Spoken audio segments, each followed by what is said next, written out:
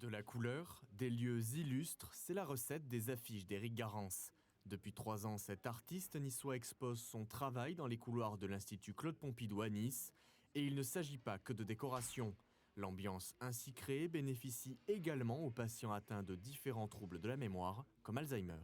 Ces affiches, elles sont aussi l'expression que l'activité artistique en elle-même peut être un élément, alors je ne dirais pas de traitement, mais d'amélioration de la qualité de vie, des interactions sociales et de la motivation des personnes qui présentent un trouble de la mémoire, un trouble cognitif ou de la motivation comme on rencontre ici. Les lieux ainsi représentés permettent de stimuler la mémoire des patients. Combien de personnes s'arrêtent dans ce couloir et disent « Ah ben tiens, ça c'est quelque chose qui me rappelle ». C'est quelque chose qui me rappelle, c'est de l'ordre de la mémoire des faits anciens, c'est peut-être ce qu'on conserve le plus longtemps, mais c'est ce qui nous fait aussi parfois le plus plaisir.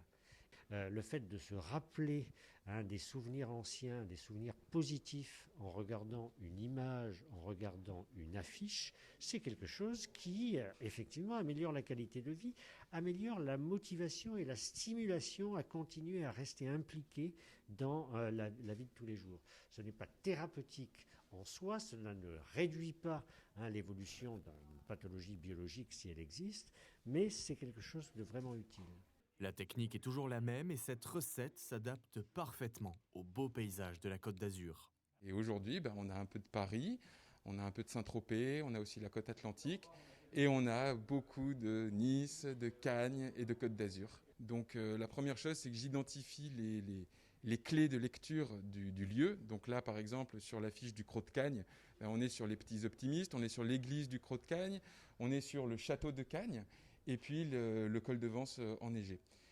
Et donc une fois qu'on a ces mots, je vais dessiner ces éléments et je vais faire une composition, exactement comme un compositeur le ferait en termes de musique classique. Au-delà du plaisir des yeux, ces affiches sont en vente actuellement et jusqu'au 12 février prochain. Les bénéfices seront intégralement reversés à l'association Innovation Alzheimer.